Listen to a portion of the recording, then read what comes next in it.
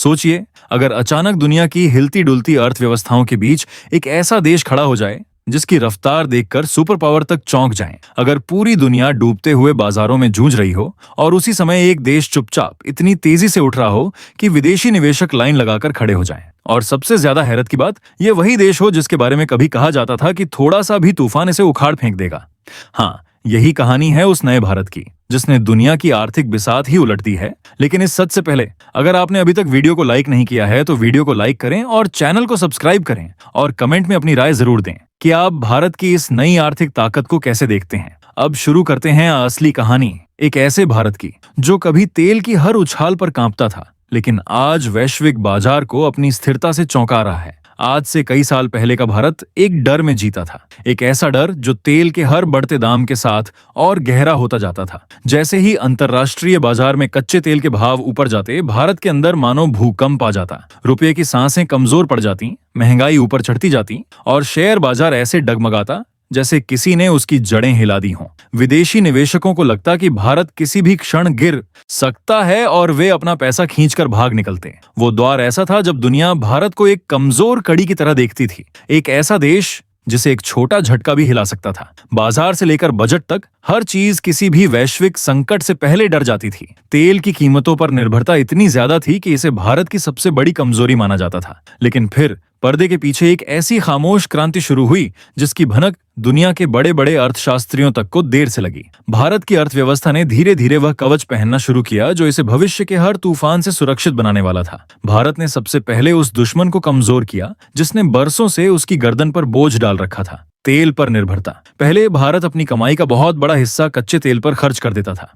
जैसे जैसे कीमतें ऊपर जाती थीं, वैसे वैसे देश की अर्थव्यवस्था दबाव में आती जाती थी। लेकिन जब भारत का आर्थिक आकार बढ़ने लगा, नए ऊर्जा स्रोतों की तरफ कदम बढ़ाए गए और खपत का प्रबंधन सुधरा, तो वह वही देश जो एक जमाने में तेल से डरता था, आज उसी तेल को अपनी आर्थिक मजबूती के सामने बौना साबित कर रहा है। एक समय था जब भारत की पूरी कमाई का बड़ा हिस्सा सिर्फ तेल की खरीद में चला जाता था, लेकिन दशकों की मेहनत, योजनाओं और समझदारी भरे फैसलों ने इस तस्वीर को पूरी तरह बदल दिया। आज अगर वैश्विक बाजार में तेल की कीमतें अचानक उछल भी जाएं, तो भारत पर पहले जैसा दबाव नहीं बनता। उसकी अर्थव्यवस्था इतनी बड़ी और स्थिर हो चुकी है कि वह ऐसे झटकों को आसानी से झेल लेती है। और इस बदलाव का असर सिर्फ इतना नहीं कि भारत अब तेल की कीमतों से नहीं डरता। असली कमाल यह है कि दुनिया भर की कंपनियां आज भारत को एक सुरक्षित ठिकाना मान रही हैं। आर्थिक हलचल से घिरे देशों के बीच भारत एक ऐसे मजबूत स्तंभ की तरह खड़ा है जहां निवेशक अपना पैसा लगाकर सुरक्षित महसूस करते हैं। दुनिया भर में जब विकास धीमा पड़ रहा है, तब भारत की ओर अचानक से निवेश की बाढ़ आने लगी है। विदेशी कंपनियों की कतारें इस बात का सबूत हैं कि भारत अब सिर्फ एक उभरती अर्थव्यवस्था नहीं, बल्कि एक भरोसेमंद आर्थिक शक्ति बन चुका है। ये बदलाव यूं ही नहीं आया। भारत ने पिछले कुछ वर्षों में अपनी नीतियों में ऐसे कदम उठाए जिन्होंने अर्थव्यवस्था को भीतर से मजबूत बना दिया। आज दुनिया भारत को उस देश की तरह नहीं देखती जिसे तेल की कीमतें गिरा सकती हैं, बल्कि उस देश की तरह देखती है जो हर बदलाव के बीच स्थिर खड़ा रहता है। और भारत की यही स्थिरता अब दुनिया की नई कहानी लिख रही है। जब अमेरिका और यूरोप में नौकरियों पर संकट बढ़ा, जब महंगाई और मंदी ने उनके बाजारों को हिलाना शुरू किया, तो कंपनियों ने एक बार फिर भारत की ओर रुख किया। उन्हें यहाँ वह प्रतिभा, वह लागत और वह स्थिरता मिली जो कहीं और हासिल करना मुश्किल थी। भारत ने ऐसी आर्थिक रणनीति बनाई जिसने न सिर्फ उसकी कमजोरियों को कम किया, बल्कि नए अवसर पैदा किए। यही वजह है कि आज भारत को दुनिया का सेफ हाउस कहा जा रहा है, एक ऐसी अर्थव्यवस्था जो वैश्विक हलचल में भी मजबूती से टिक सकती है। तेल से लेकर विदेशी निवेश तक हर क्षेत्र में भारत ने अपने लिए नए रास्ते बनाए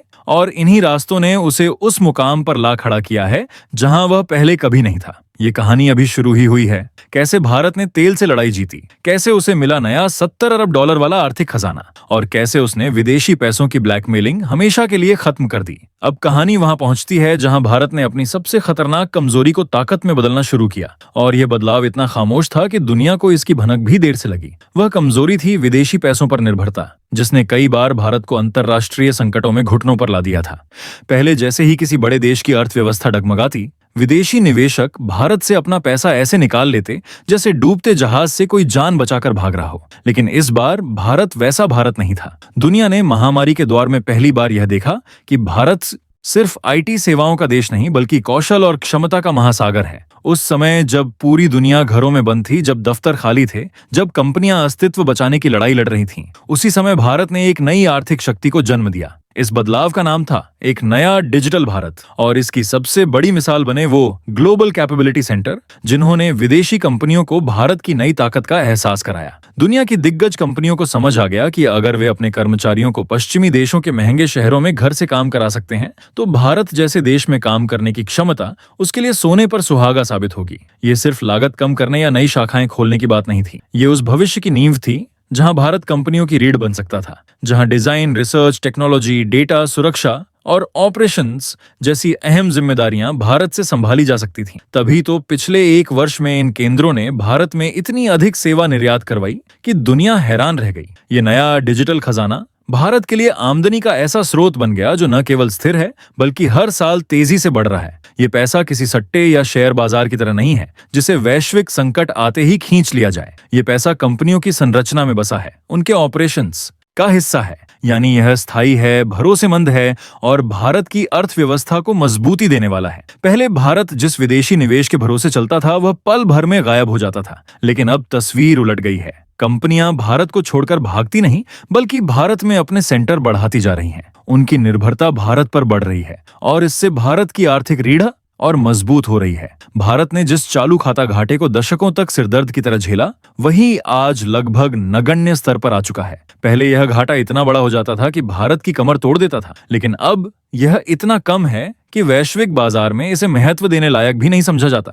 ये वही जीत है जिसने भारत को आर्थिक रूप से आत्मनिर्भर बनाने की दिशा में सबसे बड़ा कदम दिया। सोचिए, एक समय था जब तेल की कीमतें बढ़ती थीं तो भारत की आर्थिक सांसें फूल जाती थीं। आज वही भारत 4 गुना बड़ी अर्थव्यवस्था बन चुका है। एक समय था जब विदेशी निवेशकों के मूड से भारत का बाजार तय होता था। आज वही भारत दुनिया की सर्वश्रेष्ठ कंपनियों का पसंदीदा केंद्र बन चुका है। एक समय था जब दुनिया मंदी की आहट सुनते ही भारत को सबसे कमजोर कड़ी मानती थी। आज वही भारत वैश्विक तूफानों के बीच भी स्थिर खड़ा है और निवेशक इसे सुरक्षित ठिकाना मानकर धन डाल रहे हैं। यह जो नई तस्वीर है, यह अचानक नहीं बनी। इसके पीछे है सालों की रणनीति, आर्थिक सुधार, नीतिगत बदलाव और वह नया भारत जिसका आत्मविश्वास अब दुनिया के सामने खुलकर दिख रहा है। और यही वजह है कि दुनिया के बड़े अर्थशास्त्री आज एक ही बात कह रहे हैं, भारत की यह जंग चुपचाप जीती हुई जंग है। एक ऐसी जीत जिसे दुनिया ने नजरअंदाज किया, लेकिन अब वही जीत भारत को आने वाले वर्षों में वैश्विक महाशक्ति बन सकती है।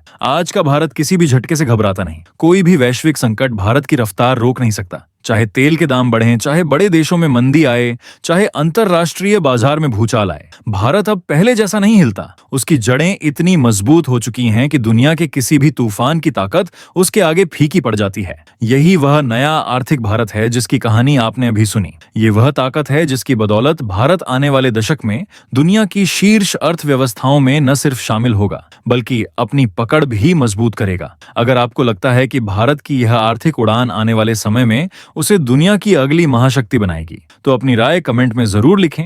तो चैनल को सब्सक्राइब जरूर करें। जय हिंद।